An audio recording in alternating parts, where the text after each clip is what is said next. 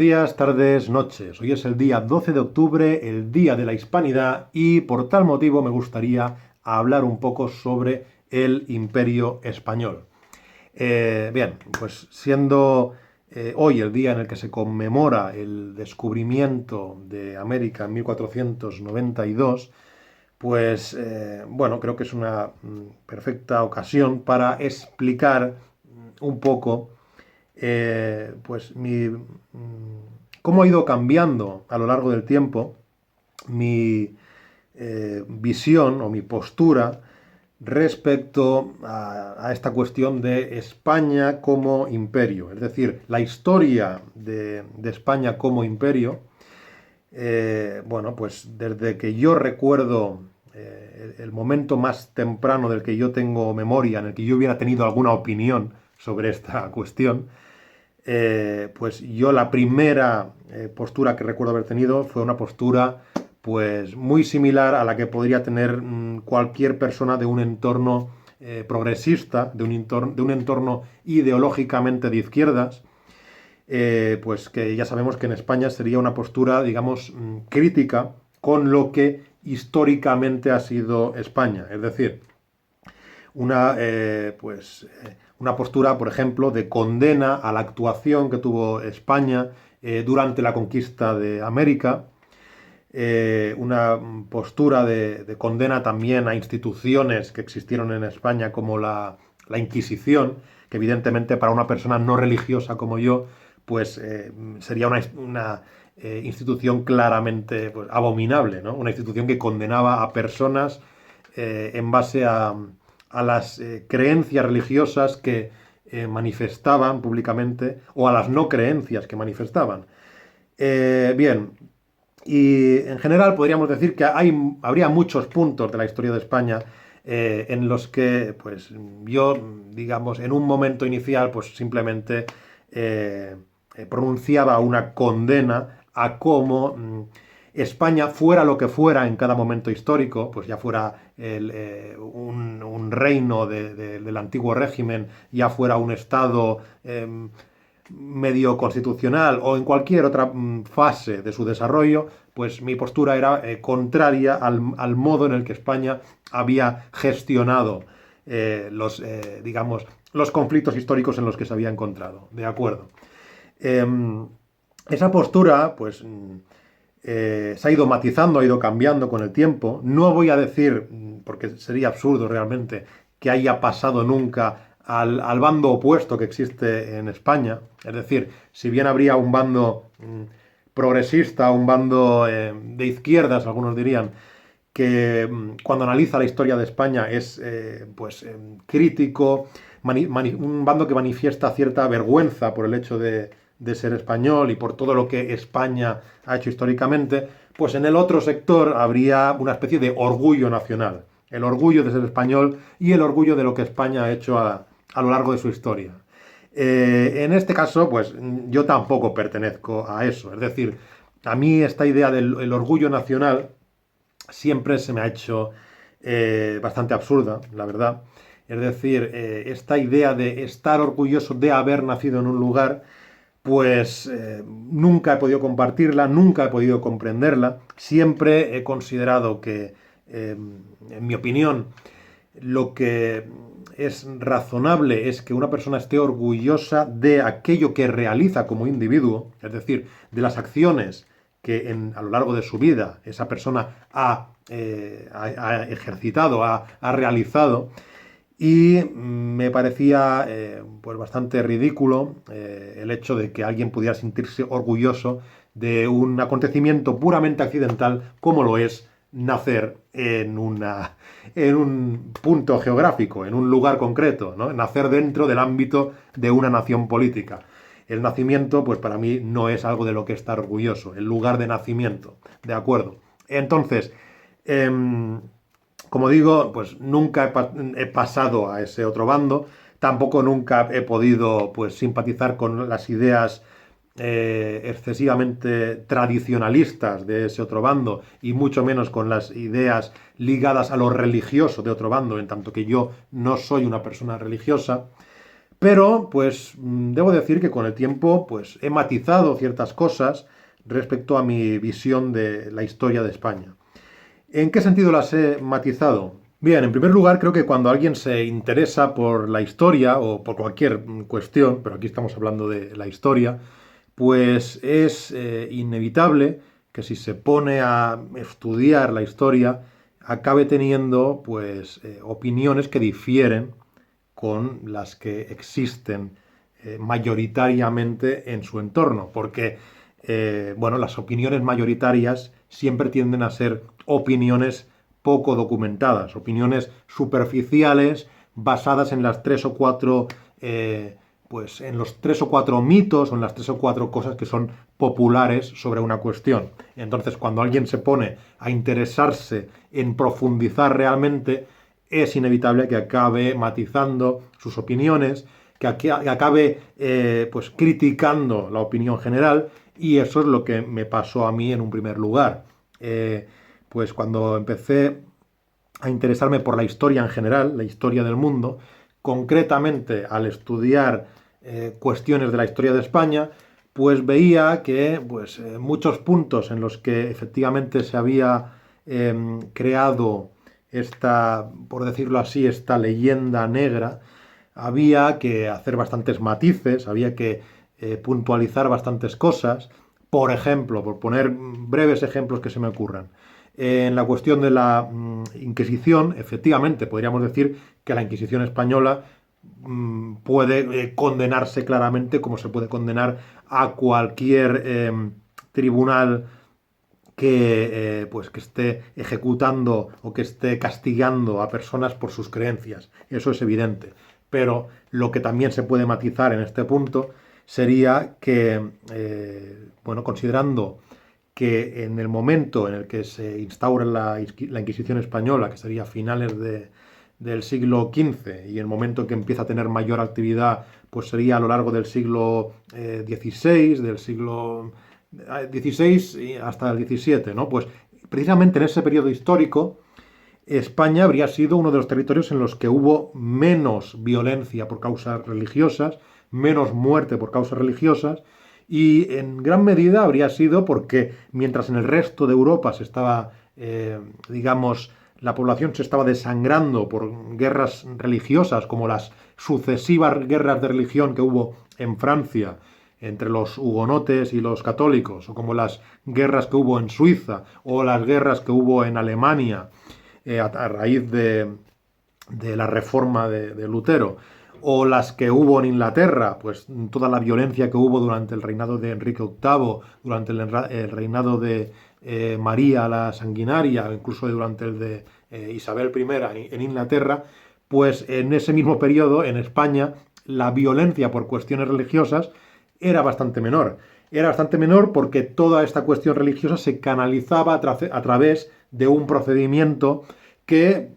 aunque fuera un procedimiento que en última instancia era algo abominable desde mi punto de vista, pues era un procedimiento que contaba con las típicas garantías procesales que se pueden esperar de cualquier procedimiento organizado, y pues era muy distinto al tipo de tumultos, de muchedumbres que cazaban brujas en el resto de Europa y que pues ejercían un tipo de violencia religiosa mucho más caótica y que estaba destinada a ser mucho más atroz, ¿no? Entonces aquí ya podemos poner una puntualización, por ejemplo, ¿no? Otras puntualizaciones, pues la conquista de América por parte de España. Pues en este caso,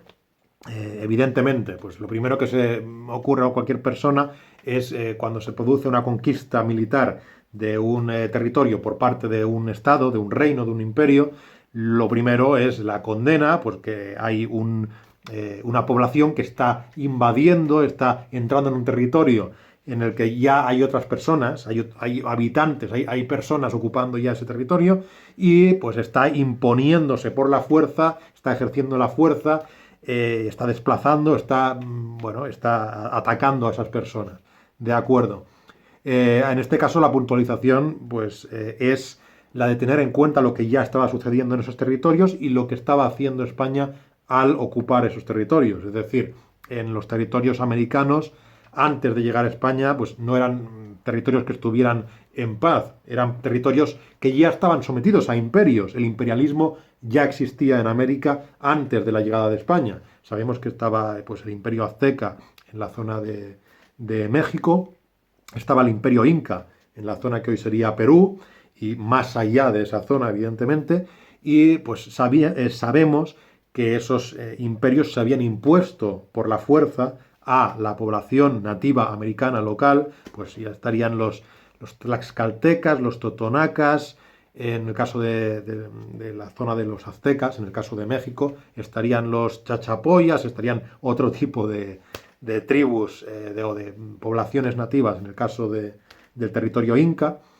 Y pues sabemos que una gran parte de esa población sometida a los imperios nativos americanos se alió con el imperio español precisamente en contra de los imperios que los tenían sometidos. Entonces eso ya obliga a relativizar, eso obliga no a posicionarse como un orgulloso defensor del imperio español, por supuesto, sino a analizar la historia con un cierto rigor y pues teniendo en cuenta que es mucho más compleja de lo que nos lo habían presentado inicialmente. Entonces, has de tener en cuenta que a veces cuando se produce un acto de supuesto imperialismo, lo que sucede es que se combate contra otro imperialismo que ya tenía sometida a una población local. Entonces habría que ver, pues, que al final hay que decidir a qué imperio conviene estar sometido. O se puede no estar sometido a ningún imperio. Se puede prescindir de imperio, se puede prescindir de Estado, se puede vivir en una absoluta anarquía, o se tiene que acabar perteneciendo a un Estado que por lo tanto se imponga mediante la fuerza, porque el Estado al fin y al cabo lo que va a hacer es eso, es centralizar la violencia y monopolizarla en un territorio. Pues este tipo de cuestiones son las que se pueden ir matizando con este tipo de cosas, ¿no? También, por ejemplo, cuando se analiza la llamada Reconquista española, es decir, ese proceso pues que duró, supone que duró unos 7 u 8 siglos, ¿no? Digamos desde el 711 hasta 1492, ese proceso por el que los diversos reinos del norte peninsular, reinos cristianos, habían ido combatiendo y recuperando, por decirlo así, el territorio que inicialmente había sido conquistado por el califato de Damasco en el año 711. Después ya no fue el califato de Damasco, después fue el emirato de Córdoba, el califato de Córdoba, los reinos de Taifas, el imperio almorávide, pero en todo caso siempre era la pugna entre el norte cristiano y el sur, que sería Al-Ándalus, el sur musulmán, el sur islámico de la península ibérica. Y en este punto, pues desde el sector progresista se tiende pues a considerar que, bueno, pues que el imperio islámico, el territorio islámico, era culturalmente superior al territorio cristiano y que por lo tanto, de hecho, la conquista, esa reconquista por parte de los reinos cristianos fue pues una gran desgracia, porque fue la pérdida de pues, una civilización superior en el territorio peninsular. Evidentemente, pues aquí también al final tuve que discrepar enormemente. Si queréis ver una opinión más matizada sobre esta cuestión, podéis ver mi vídeo sobre el cristianismo y el islam, porque ahí explico bastante por qué debe matizarse esta opinión sobre lo que fue el islam durante la Edad Media. Pero bueno, en general podríamos resumir todo esto en que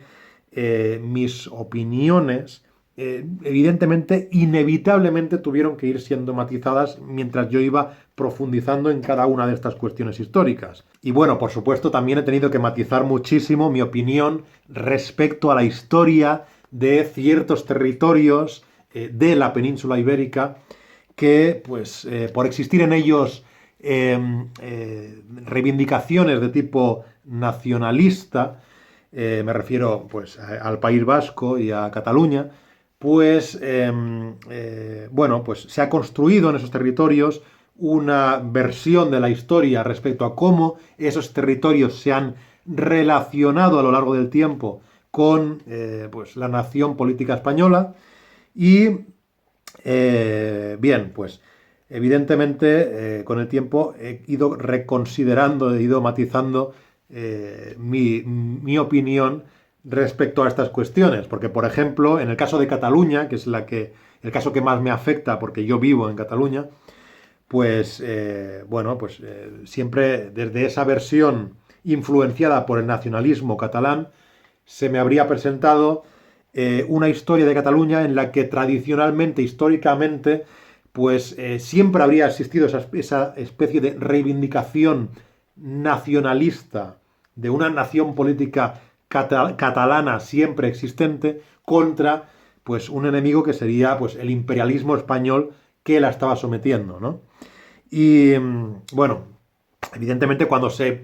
estudia la historia en general, pues se comprende que estos movimientos nacionalistas, es decir, la idea, la ideología, ¿no? La idea de reivindicar la soberanía política de un territorio, es decir, de reivindicar una nación política y el derecho a consolidarla, partiendo, por ejemplo, de la existencia previa de una nación cultural, de una nación lingüística, pues todo esto es algo que evidentemente sabemos que surge en el siglo XIX y que surge como consecuencia del estallido previo necesario de la Revolución Francesa, que es el momento en el que empieza a esbozarse esta idea de la nación política, de la nación como sujeto político. Y por lo tanto, pues no tendría sentido trasladar eso a episodios previos de la historia que por estar en otro zeitgeist, en otro paradigma, pues evidentemente, por ejemplo, cuando en el nacionalismo catalán se plantea que estas reivindicaciones nacionalistas ya, digamos, se quieren trasladar a escenarios como pudieran ser la guerra de sucesión española en el 1714, o como pudiera ser el 1640 y la sublevación que hubo en el territorio de Cataluña en el contexto de la guerra de los 30 años, pues entonces, bueno, pues evidentemente esto tuve que reconsiderarlo porque no tenía sentido cuando se tiene una visión global de la historia. Por lo tanto, pues como digo, pues yo he ido matizando bastante mi opinión, que inicialmente empezó siendo pues muy afín al sector progresista y al sector de izquierdas, que es crítico con todo lo que España habría ido haciendo históricamente. Y por último, lo que hizo que terminase de matizar mi visión sobre la historia de España fue el hecho de familiarizarme con la filosofía de Gustavo Bueno. Gustavo Bueno, pues, era un filósofo que desde el momento en que yo empecé a saber de él, empecé a ver algunas de sus conferencias, pues empecé a tener un gran interés en saber lo que opinaba respecto a diversas cuestiones. Siempre me pareció pues, que su filosofía era muy razonable y era muy interesante. Y pues me pareció muy interesante también saber lo que opinaba respecto a la historia de España. No es que esté de acuerdo con él en todo lo que decía, de hecho discrepo en muchas cosas y discrepo, digamos, argumentadamente y razonadamente en muchas cosas que decía respecto a la historia de España y del imperio español, pero me pareció muy interesante su idea digamos, su planteamiento de el imperialismo generador y el imperialismo depredador. Es decir, que había dos clases de imperios históricos. Uno sería el imperio generador, que es un imperio que intenta replicar lo existente en una comunidad política, en una comunidad humana. Intenta replicarlo y trasladarlo a esos territorios conquistados, es decir, intenta expandir un modelo al resto del planeta, en caso de que el imperio tenga aspiraciones globales. Ese sería el imperio generador. El imperio depredador, en cambio, lejos de tratar de expandir ningún tipo de modelo, lejos de intentar trasladar al territorio conquistado lo existente en la metrópolis conquistadora, El imperio depredador lo que quiere es simplemente extraer recursos del territorio conquistado, es decir, lo que quiere es nutrir a una comunidad humana a partir de otras comunidades humanas. Bien,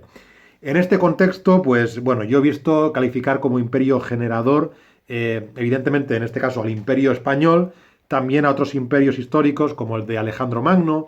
el imperio romano. Eh, Hay quien diría, pues, el imperio napoleónico. Hay quien diría los califatos musulmanes, serían imperios generadores. Y bueno, más recientemente podría ponerse el ejemplo de la Unión Soviética. Algunos también pondrían el ejemplo de Estados Unidos como imperio generador. Bien, todo esto sería imperio generador. ¿Por qué? Porque eran imperios que, dada un sistema, una comunidad,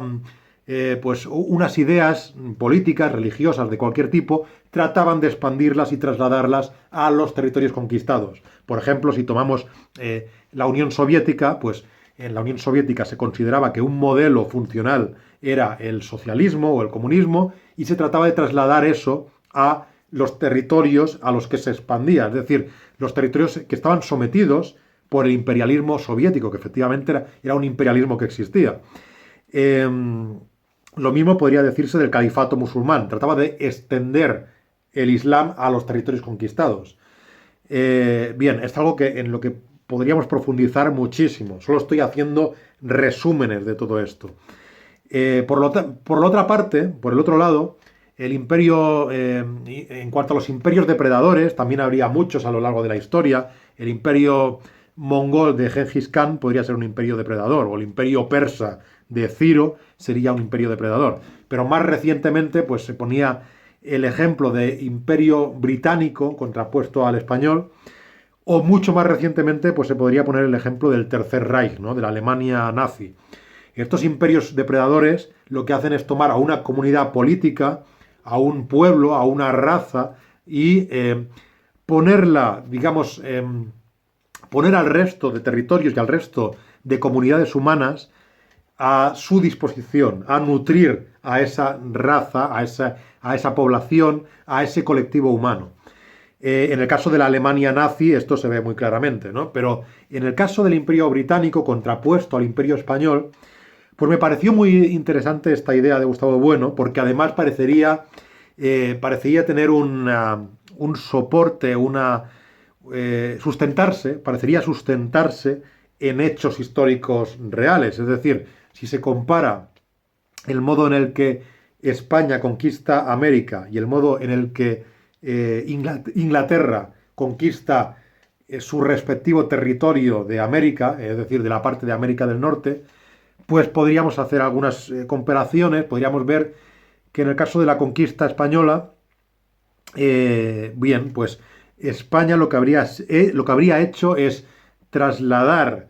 lo existente en España, por ejemplo, evangelizar a la población que existía en México, en Perú, en los territorios que conquistaron Hernán Cortés y Pizarro.